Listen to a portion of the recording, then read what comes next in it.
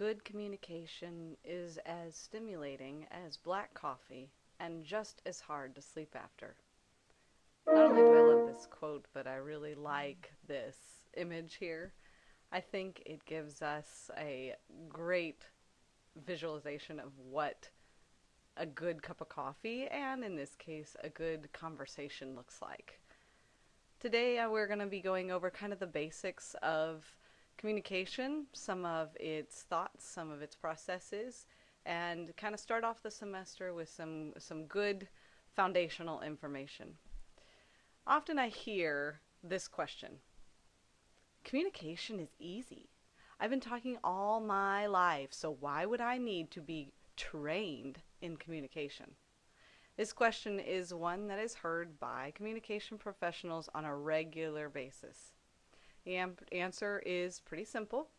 Communication is much more than just, quote, talking. We have a variety of tools in our communication shed that can help us to communicate more effectively and efficiently. However, the only way that we can become effective and efficient communicators is if we understand how to use those tools and why they work the way they do. So here's an example. You've been cooking all your life. You make some pretty good dishes and feel that you're a pretty decent cook. Later on, you decide to attend culinary school. When attending the culinary school, you find that there are new utensils, ingredients, gadgets, and cookware that can help you make your food more efficiently, as well as healthier and more flavorful. In addition, your instructors have shown you how these tools work and why certain foods work well with others. The training undoubtedly leads you to become a more effective chef in the end. Think of communication in the same way. You may know how to talk, but have you ever been in a conflict that went bad to worse? Have you ever not quite known what to say to your boss when you want better hours or a raise? Or have you ever said something to a friend or loved one that has been misunderstood? Effective communication will not rid you of every challenge that you could ever face.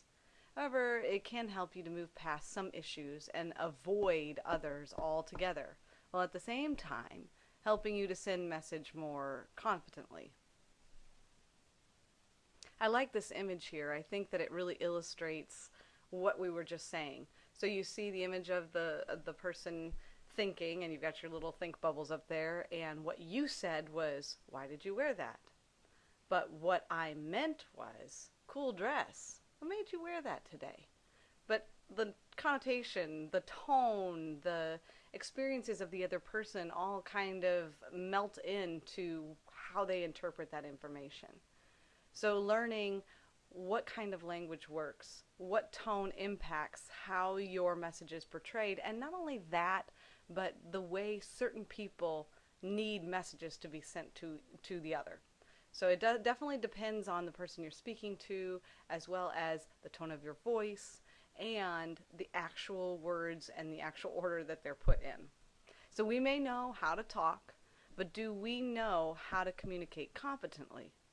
Communication competence is defined as achieving one's goals in a manner that, in most cases, maintains or enhances the relationship in which it occurs.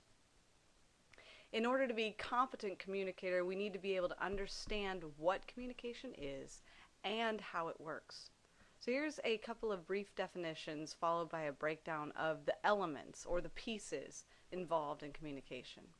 So communication has basically 5 elements. You got communication, messages, meaning, media, and channel, which are basically similar things or even the same in some books, and then the management.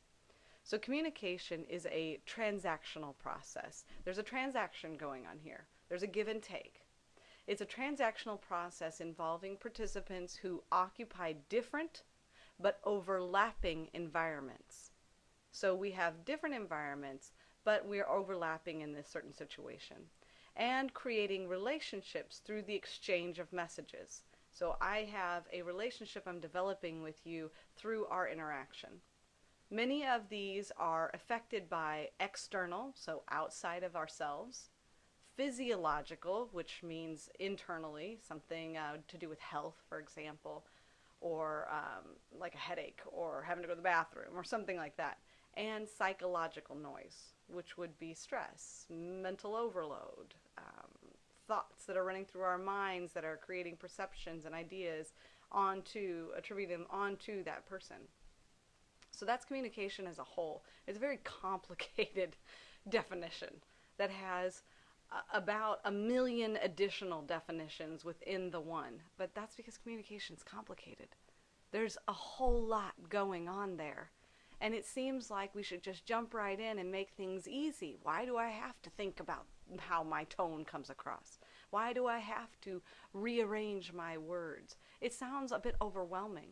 And I get that. And I understand that communication should feel simply in our minds. But it's really just not simple. People are not simple. They're complicated. So in order to be as effective and efficient as possible, we have to understand that. And we have to be able to use the tools that we're provided to make ourselves and others that we're around as competent and effective and efficient as possible. So let's look at the next term, messages. So messages are a little bit more simply worded here. They are the words, sounds, actions, and gestures that people express to one another when they interact. So these can be both verbal and nonverbal and can be interpreted differently depending upon those involved in the communication transaction.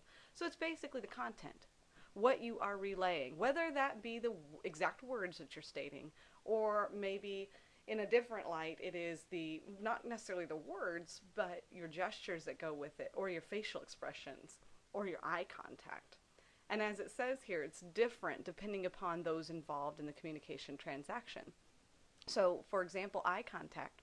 Some of us may feel that eye contact and maintaining eye contact is extremely valuable.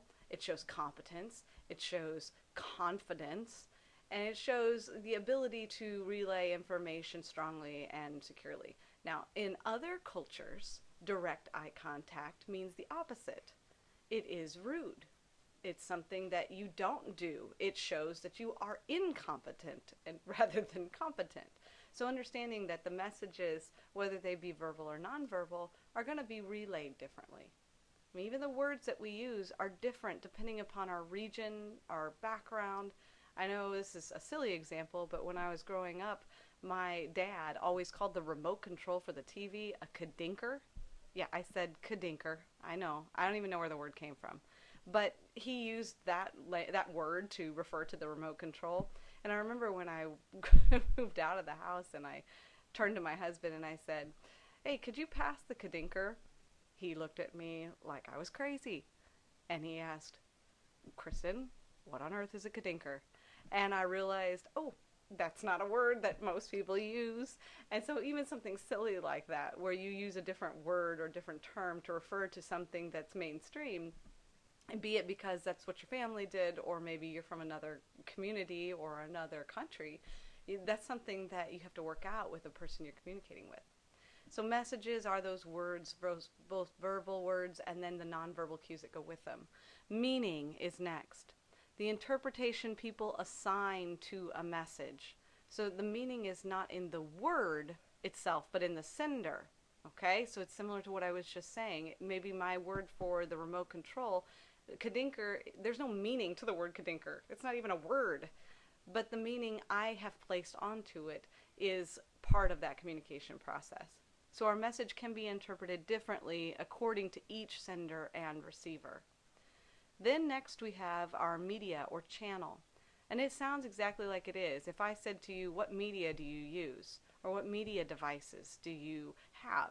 You might say, I have a television, I have a phone, I have a tablet, I have a laptop. Those are all media. They are channels in which we relay information. So they're any means through which messages are transmitted and meanings are represented. So they can include your voice, body language, text messaging, phone calls, FaceTime, social media. All of those are channels. And then finally we have managing. So it's handling the process of creating, receiving, and then responding to verbal and nonverbal messages and media. So we're actually using some of these things that we just talked about, like the channel and the meaning and the messages, and we are working through them. We're establishing a process, we're walking through the process, and hopefully we're walking through it successfully.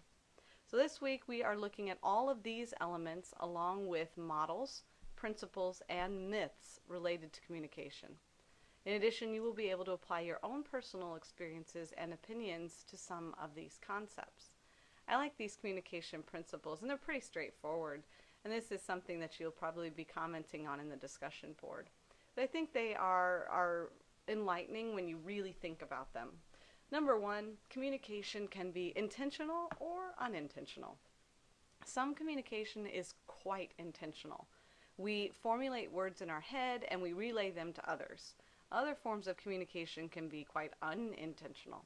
So in some instances, our nonverbal messages, like the clothes we wear or having a facial expression when we see something funny or something odd, or somebody's dressed strangely and we kind of cock our head and maybe whisper to our neighbor, those things may or may not be sent without us even realizing it. So we may be relaying message without even knowing it. So what do you think the woman below communicates to her classmate? I mean, you have this little illustration here. It says that I don't know why students in my class keep their distance from me. Intentional communication is my thoughts, feelings, intentions that I deliberately reflect to share, so it's something that she's deliberately saying. And unintentional communication is I don't deliberately or I don't disclose information, but it is communicated nonetheless through my expressions, clothing, postures, and mannerisms. So you've got this female here who's dressed in a unique way, and people are judging or interpreting her based on those unintentional messages, or maybe intentional. In some cases, people dress very extremely in order to receive a little additional communication or to put out a little additional communication. Next, you see that communication is irreversible. We cannot take back what we say. We can attempt to clarify, we can even change the message later as best we can. However, the initial message, along with the reaction of the other person, can never fully be reversed. It is always going to be there. And you've got a couple of quotes here. I love some of these. I think they are mind-blowing. For example, the first one says, by George Bush, he says, I know how hard it is for you to put food on your family. Put food on your family. Nah, can't really take that back. It comes out kind of funny. And then you got this next one here by President Obama. It says, no, I've been practicing. I bowled a 129. It was like Special Olympics or something. Ooh, not a good idea. Not a good remark. And next you've got Dan Quayle who says, I love California. I practically grew up in Phoenix.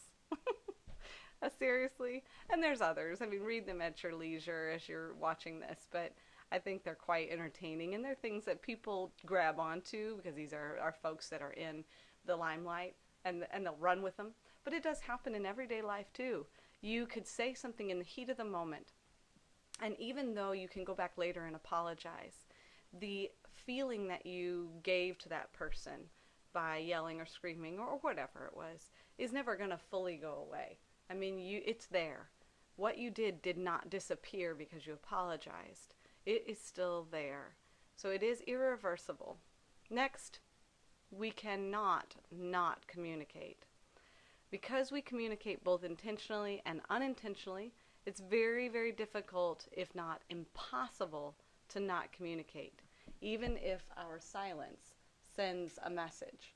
So right here, I'll just show you one little brief clip here of the Ferris Bueller's Day Off. If you've seen this, you know exactly what this clip is. I think it has a nice imagery. It kind of shows you exactly what I mean when I say that we can not communicate. Let's watch this quick video here, and you'll see where I'm going with. I mean, think of the double negative here. We cannot not communicate.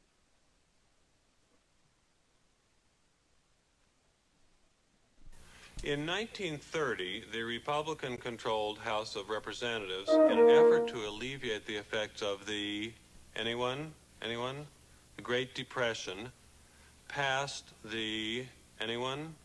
The tariff bill, the Hawley-Smoot Tariff Act. And there's more to it, and watch at your leisure. It's available on the Blackboard link, but there is more to that. But it shows you that even though they're not literally saying anything, they're still communicating. They're communicating with those turned down eyes, slack-jawed, totally bored out of their mind relay of nonverbal communication. This is kind of just a funny example of how silence and eye contact and facial expressions can really communicate a message. Number 4, communication is unrepeatable. Any communication instance cannot be repeated the same way twice. Due to the ongoing process of communication and all of the factors that play into the process, it is impossible to communicate the exact same way and receive the exact same response in more than one instance. Here I have a picture of Tweedledee and Tweedledum, and I think it's kind of interesting because even though these folks, I know they're characters, but even though they're supposed to be identical, they are still very different. And a good example of this I think of often is when you are driving down the road and you've got the radio station on and they say commercial, they play a commercial for, say, Taco Bell. And literally the very next commercial is also for Taco Bell. So there is an exact repeat of the exact same message. You are still in the car, you are still driving down the road, it is literally back to back. So people often think, well, that's a repeated message. But is it really? You heard the Taco Bell commercial the first time, and you thought to yourself, well, maybe you didn't even hear it. Or maybe you thought to yourself, man, that sounds good. I want some Taco Bell. Or maybe you thought to yourself, oh, man, Taco Bell, I really hate that place. Whatever you thought to yourself. After that commercial or during, you had that initial thought. Then it repeats itself. Well, if you didn't hear it the first time, well, now you are thinking one of the other two things. If you heard it the second time and you initially thought, oh, that Taco Bell sounds good, well, now you really want some Taco Bell. So your reaction is different. The communication feels different. In addition with the other one as well. Same would go, for example, if I told my daughter, please go clean your room. And she just stood there. And I repeated myself, please go clean your room. My message is not identical. The first time it was a request with the expectation that she would go for it. The second time, she didn't go for the request, so my tone might have changed. But even if it hadn't, even if it was the exact same, my communication is not identical. I am thinking to myself, I just told her to do this, and she's not doing it. So that's something that you would use as an example of how communication is definitely not repeatable. No matter how identically you say it, it will not happen the exact same way twice. And then finally, our last one here for the day is communication has both content and relational meaning. I really like this. I think this highlights how complex our communication can be. So there are 2 dimensions to any communication instance. The content dimension is the very explicit information. It is the words that are coming out of your mouth. And it is being discussed, while the relational dimension, which is the second one, establishes how you feel about the person. Okay, so it's kind of the underlining material, the background information. So here you have an example, and it says, let's get together later. And the other one says, you look really pretty today. So you've got a comment down here at the bottom. What do these mean to you if your friend says them? Think about that. If your friend says, let's get together later, or you look really pretty today, you think, oh, all right, yeah, let's get together later. That sounds great. And you look really pretty today. Awesome. Well, this is my friend. We have a relationship that establishes these words as appropriate. Now look at the next comment. What if your employer or your instructor says them? So your instructor or your employer comes up to you and says, hey, let's get together later. Or you look really pretty today. That may or may not be appropriate because of the relational level, the relational meaning behind the message. There is a relationship that is established, and there are levels that you can approach with your content based on that relationship. So what we saw today are some of the basic principles of communication. We walked through all of those principles, which you'll be using later on this week, and we looked at some of the elements that are associated with communication. Hopefully, you have had your wonderful cup of coffee and you're feeling pretty good about this information and can take it forward to the next step. Have a wonderful day and a wonderful week.